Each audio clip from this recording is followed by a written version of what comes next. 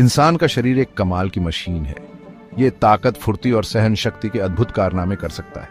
लेकिन त्वचा और मांसपेशियों के नीचे एक छिपा हुआ अजूबा है, हमारा कंकाल। हड्डियों का ये जटिल ढांचा हमें चलने, सीधे खड़े होने और हमारे अंदरूनी अंगों की रक्षा करने के लिए ढांचागत सहारा देता है। कंकाल को एक घर के ढांचे की तरह इमेजिन करो। मजबूत बीम और सपोर्ट्स के बिना घर गिर जाएगा। इसी तरह हमारी हड्डियां वो मजबूत स्ट्रक्चर देती हैं जिससे हमारी मांसपेशियां जुड़ी होती हैं और हम चल पाते हैं, दौड़ पाते हैं और अनगिनत दूसरे काम कर पाते हैं। लेकिन कंकाल सिर्फ एक स्टैटिक स्कैफोल्ड से कहीं ज्यादा है। ये एक डायनामिक और जीवित अंग है जो लगातार खुद को नया बनाता रहता है और हमारे द्वारा डाले गए स्ट्रेस के हिसाब से ढलता रहता है। आगे के सेक्शंस में हम मानव कंकाल की फैसिनेटिंग दुनिया में और गहराई से जाएंगे, इसके स्ट्रक्चर, फंक्शन और जीवन भर अपनी हड्डियों को हेल्थी रखने के महत्व को एक्सप्लोर करेंगे। मानव कंकाल की कॉम्प्लेक्सिटी को समझने के लिए इसे दो मुख्य रीजन्स में डिवाइड करना हेल्पफुल है, एक्सियल स्केलेटन और एपेंडिकुलर स्केलेटन। एक्सियल स्केलेटन शरीर का सेंट्रल एक्सिस बनाता है जो सिर से पूंछ तक जाता है। खोपड़ी एक हड्डी का बॉक्स नाजुक दिमाग की रक्षा करता है। वर्टेब्रल कॉलम या रीढ़ धड़ को सपोर्ट और फ्लेक्सिबिलिटी देता है। रिब केज एक हड्डी की ढाल दिल और फेफड़ों की रक्षा करता है। एपेंडिकुलर स्केलेटन, जैसा कि इसके नाम से पता चलता है, इसमें अपेंडेजेस यानी हाथ पैर की हड्डियां शामिल हैं। अपर लिम्स, जिसमें आर्म्स, फोर आर्म्स, रिस्ट्स और हैंड्स होते हैं, शोल्डर गर्डल द्वारा एक्सियल स्केलेटन से जुड़े होते हैं। लोअर लिम्स, जिसमें थाइज, लेग्स, एंकल्स और फीट होते हैं, पेल्विक गर्डल द्वारा एक्सियल स्केलेटन से जुड़े होते हैं। कंकाल का ये डिवीजन मानव शरीर में स्ट्रक्चर और फंक्शन के रिमार्केबल इंटीग्रेशन को हाईलाइट करता है।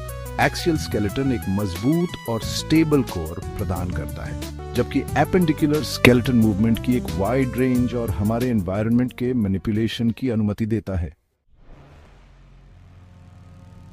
मानव कंकाल 206 हड्डियों से बना है। प्रत्येक का अपना यूनिक शेप और फंक्शन है।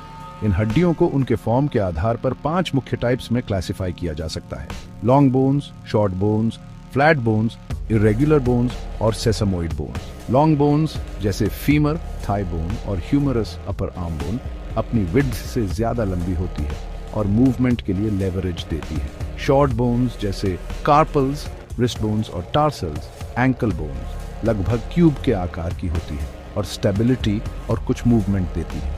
फ्लैट बोन्स जैसे स्कल बोन्स और रिब्स इंटरनल ऑर्गन्स की रक्षा करती है और मसल अटैचमेंट के लिए ब्रॉड सर्फेसेस देती है। इरेगुलर बोन्स जैसे वर्टेब्रे और फेशियल बोन्स के कॉम्प्लेक्स शेप्स होते हैं जो अदर कैटेगरीज में फिट नहीं होते। अंत में सेसमोइड बोन्स जैसे पटेला, नीकैप छोटी गोल हड्डियां होती हैं जो टेंडन्स में एम्बेडेड होती हैं, जो फ्रिक्शन को कम करती हैं और लेवरेज को बढ़ाती है। बोन शेप्स की ये डाइवर्सिटी उन वाइड रेंज ऑफ फंक्शंस को रिफ्लेक्ट करती है जो कंकाल परफॉर्म करता है, सपोर्ट और प्रोटेक्शन देने से लेकर मूवमेंट इनेबल करने और ब्लड सेल्स प्रोड्यूस करने तक। सेक्शन 4, हड्डियों की महत्वपूर्ण भूमिकाएं सिर्फ स्ट्रक्चर से कहीं ज्यादा। जबकि हम अक्सर हड्डियों को स्ट्रक्चरल सपोर्ट देने के रूप में सोचते हैं, वे शरीर में कई अदर क्रूशल रोल्स निभाते हैं। हड्डियां वाइटल ऑर्गन्स जैसे ब्रेन, हार्ट और लंग्स के लिए एक प्रोटेक्टिव बैरियर के रूप में काम करती है। स्कल, रिब केज और पेल्विस बोनी आर्मर की तरह काम करते हैं। इन डेलिकेट ऑर्गन्स को एक्सटर्नल फोर्सेस से बचाते हैं। हड्डियां मूवमेंट के लिए भी एसेंशियल हैं। वे लेवर्स की तरह काम करती हैं। मसल्स और टेंडन्स के साथ मिलकर मोशंस की एक वाइड रेंज प्रोड्यूस करती हैं, चलने और दौड़ने से लेकर लिखने और म्यूजिकल इंस्ट्रूमेंट्स बजाने तक। हड्डियों के रिजिड स्ट्रक्चर के बिना हमारी मसल्स के पास पुल करने के लिए कुछ नहीं होगा और मूवमेंट इम्पॉसिबल होगा। हड्डियां मिनरल्स, खासकर कैल्शियम और फास्फोरस के लिए रिजर्वॉयर्स भी हैं, जो बोन स्ट्रेंथ और डेंसिटी को मेंटेन करने के लिए एसेंशियल हैं। जरूरत पड़ने पर इन मिनरल्स को हड्डियों से ब्लड स्ट्रीम में रिलीज किया जा सकता है, जिससे शरीर के मिनरल बैलेंस को रेगुलेट करने में मदद मिलती है। इसके अलावा हड्डियों में बोन मैरो होता है, एक स्पॉन्जी टिश्यू जो कुछ हड्डियों के हॉलो कैविटीज में पाया जाता है। बोन मैरो रेड और व्हाइट ब्लड सेल्स प्रोड्यूस करने के लिए रिस्पॉन्सिबल है, जो ऑक्सीजन ट्रांसपोर्ट, इम्यून फंक्शन और ब्लड क्लॉटिंग के लिए एसेंशियल है। सेक्शन 5, कंकाल का उपचार, बोन रिपेयर एंड रिजेनरेशन।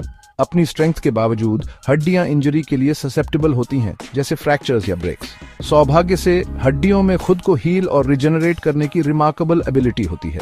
जब कोई हड्डी फ्रैक्चर होती है तो शरीर डैमेज को रिपेयर करने के लिए एक कॉम्प्लेक्स हीलिंग प्रोसेस शुरू करता है। फ्रैक्चर के तुरंत बाद फ्रैक्चर साइट पर ब्लड वेसल्स रप्चर हो जाते हैं, जिससे एक ब्लड क्लॉट बनता है जो इंजर्ड एरिया को स्टेबलाइज करने में मदद करता है।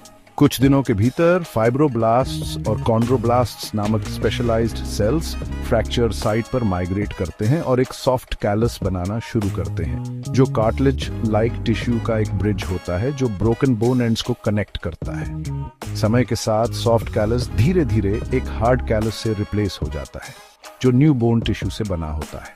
ये प्रोसेस, जिसे ऑसिफिकेशन कहा जाता है, ऑस्टियोब्लास्ट द्वारा संचालित होता है। सेल्स जो न्यू बोन मैट्रिक्स डिपॉजिट करते हैं। हार्ड कैलस कई हफ्तों से महीनों तक रिमॉडल और स्ट्रेंथन होता रहता है, अंततः हड्डी के ओरिजिनल शेप और स्ट्रेंथ को रिस्टोर करता है।